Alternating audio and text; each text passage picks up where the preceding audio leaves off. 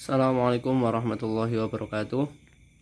Perkenalkan, saya Lulus Hikmawanto akan mempresentasikan hasil diskusi kelompok kami, yang mana kelompok kami yaitu yang pertama Vanessa Nujumulaili dan yang kedua yaitu saya pribadi Lulus Hikmawanto, yang akan mempresentasikan pemberdayaan, pengembangan, dan pembinaan wakaf. Pengertian pemberdayaan wakaf.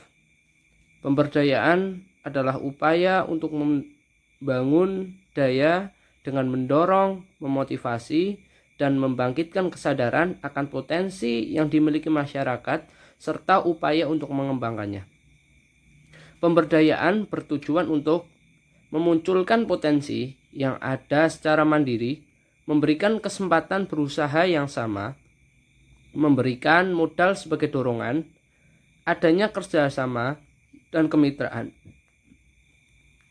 kuat yang mendukungnya, serta peningkatan akses sumber daya manusia dan sarana prasarana yang ada. Mengingat pentingnya persoalan mengenai pertahanan termasuk tanah wakaf berdasarkan hukum agama yang sudah diatur dalam ketentuan pasal 20 pasal 49 Undang-Undang Nomor 5 Tahun 1960 tentang pokok agraria.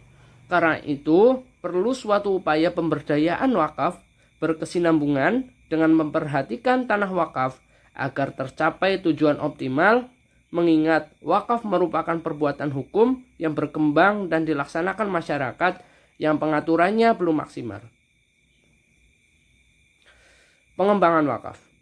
Pengembangan wakaf adalah hasil wakaf yang dikelola dan dapat menjadikan harta wakaf tersebut menjadi bertambah banyak atau bertambah luas. Pengembangan wakaf dikembangkan oleh seorang nazir atas kebijakan dari BWI. Secara bahasa, nazir berasal dari kata naziro yandaru dan tawalla yatawalli dengan arti menjaga dan mengurus. Sebutan tersebut secara penuh dan bulat bersumber dari istilah yang berlaku di dalam lingkungan fikih. Selain disebutkan nazir, banyak juga ahli yang menyebutkannya dengan mutawalli.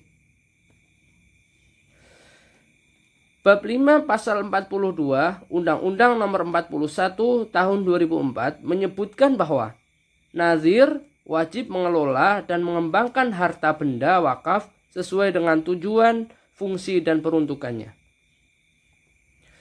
Dalam pasal 43 menyebutkan bahwa yang pertama yaitu pengelola dan pengembangan harta benda wakaf oleh nazir sebagaimana dimaksud dalam pasal 42 di atas dilaksanakan sesuai dengan prinsip syariah.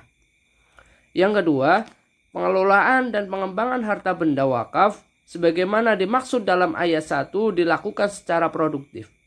Yang ketiga, dalam hal pengelolaan dan pengembangan harta benda wakaf sebagaimana dimaksud dalam ayat 1 diperlukan penjamin, maka diperlukan lembaga penjamin syariah.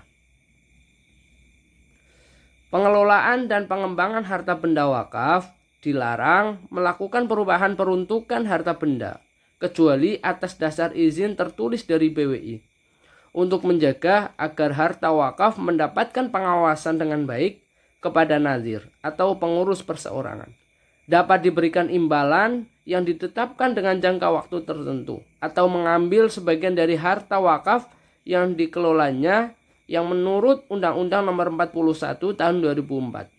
Jumlahnya tidak boleh lebih dari 10% dari hasil bersih benda wakaf yang dikelolanya.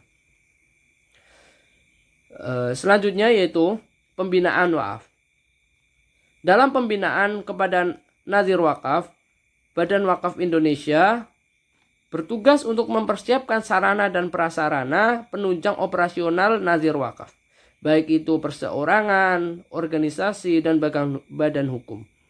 BWI juga akan menyusun regulasi, pemberian motivasi, pemberian fasilitas, pengkoordinasian, pemberdayaan, dan pengembangan terhadap harta benda wakaf. Kemudian menyediakan fasilitas proses sertifikasi wakaf. Tujuan-tujuan dari pengelolaan wakaf, yang pertama meningkatkan kelayakan produksi harta wakaf sehingga mencapai target ideal untuk memberi manfaat sebesar mungkin.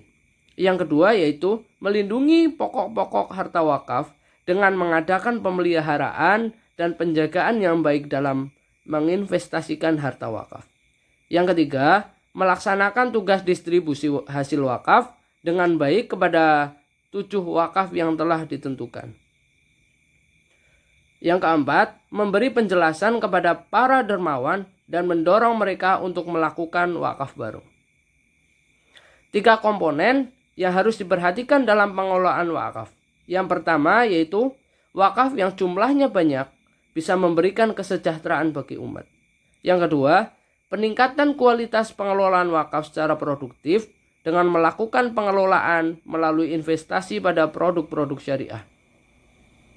Selama ini pengelolaan wakaf dilakukan secara tradisional, maka kedepannya wakaf dikelola dengan tujuan untuk melindungi pengelolaan wakaf sesuai dengan Undang-Undang Nomor 41 Tahun 2004 tentang wakaf dan PP RI Nomor 42 Tahun 2006 tentang wakaf.